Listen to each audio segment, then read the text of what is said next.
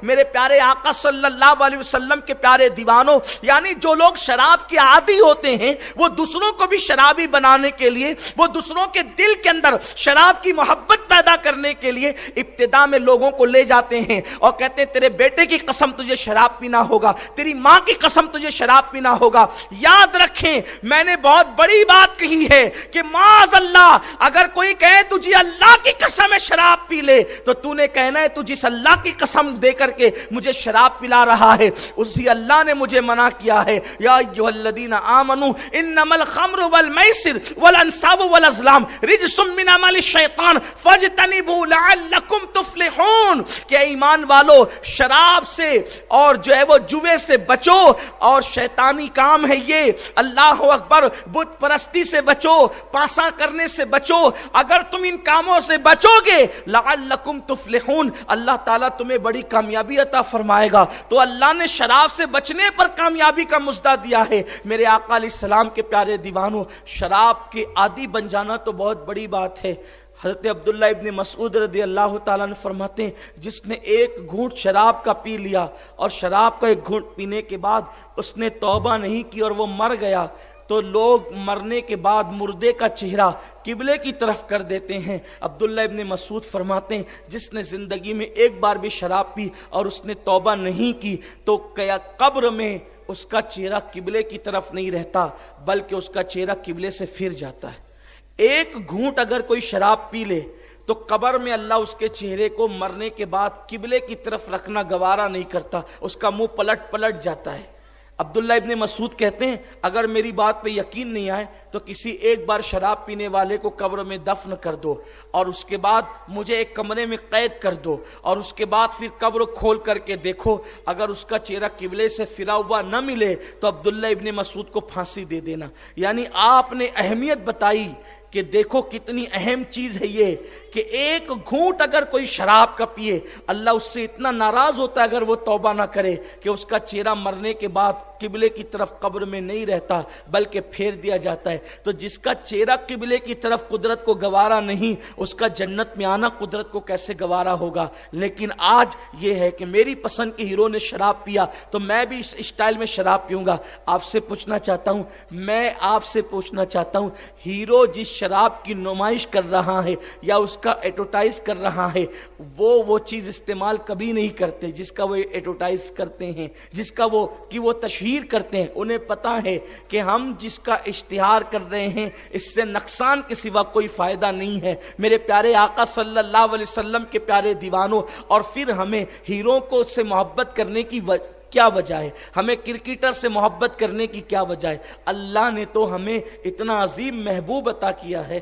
بات اگر آئی ہے تو عرض کروں، آپ نے حدیث پاک ابھی مجھ سے سنی ہے کہ قیامت کے دن جہنم کی آگ کے شرارے جب اٹھتے ہوئے انبیاء دیکھیں گے تو ابراہیم خلیل بالکل واضح لفظوں میں کہیں گے آج میں کسی کے لیے کچھ نہیں مانگتا، آج میں صرف اپنے لیے مانگتا ہوں۔ موسیٰ کہیں گے اللہ میں آج کسی کے لیے کچھ نہیں مانگتا، آج میں صرف اپنے لیے مانگتا ہوں۔ عیسیٰ علیہ السلام کہیں گے میں اپنی ماں کے لیے بھی کچھ نہیں مانگتا، آج صرف میں اپنے لیے مانگتا ہوں۔ یہ منظر لوگ دیکھ رہے ہوں گے، اس وقت ایک ایسی ذات کو بھی دیکھا جائے گا، وہ ذات کہے گی اللہ میں اپنے لیے کچھ نہیں مانگتا، آج تو میں اپنی امت کے لیے جنت کا سوال کرتا ہوں۔ جس رسول کی شان یہ ہو، آپ غور کریں اور انبیاء میں اور ہمارے نبی میں کتنا فرق ہے، امام الانبیاء میں اور انبیاء کرام میں کتنا فرق ہے۔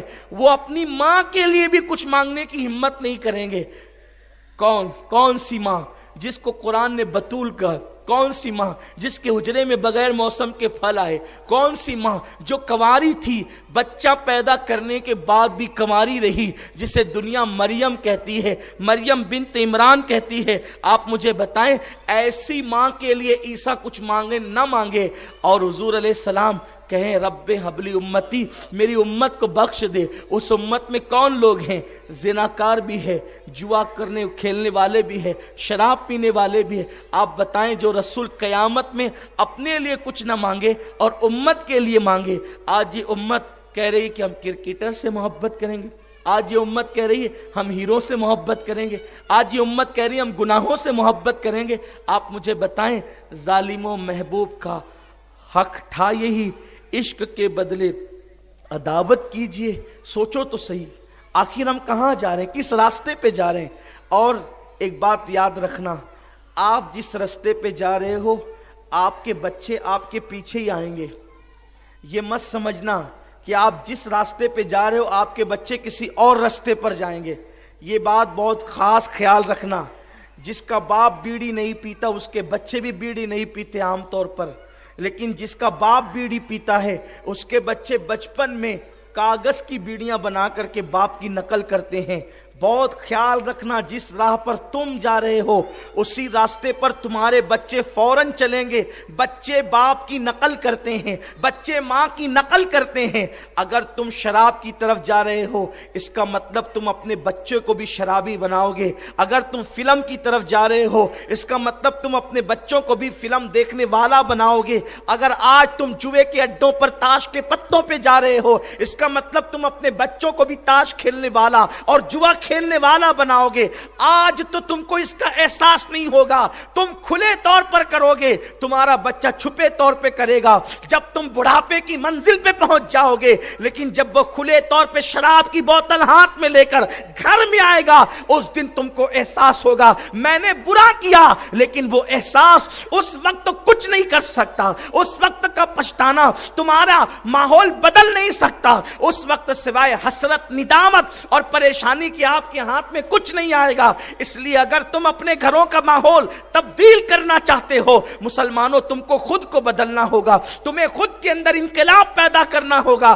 یاد رکھنا جس نے پوری زندگی اللہ کو گناہ کر کے اذیت پہنچائی, رسول پاک کا دل دکھایا, وہ بندہ کبھی بھی سرخ رو اور کامیاب نہیں ہو سکتا. اللہ کے حبیب صلی اللہ علیہ وسلم فرماتے ہیں کہ جو جنت کی خوشبو بھی نہ سونگھے گا وہ بندہ ہوگا جو ہمیشہ شراب پینے کا عادی ہے.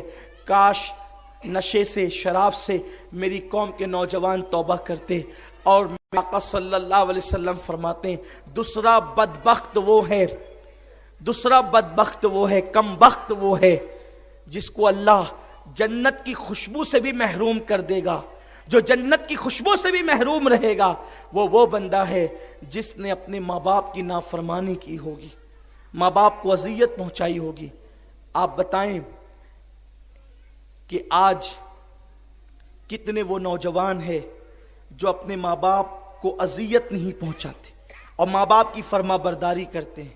آج تو ایک ماحول بن گیا ہے, عید کا موقع ہے, بیوی کے لیے 5 ڈریس بنیں گے اور ماں کے لیے بڑی مشکل سے 1. بیوی کا ڈریس پسند کا آئے گا, ماں کے لیے اپنی پسند کا, اور وہ بھی ایسا کہ ماں کی پسند ناپسند کا کوئی خیال ہی نہیں ہوگا. آج کل میں یہ نہیں کہتا کہ بیوی کا حق ادا نہ کرو, اسلام تو کہتا ہے جو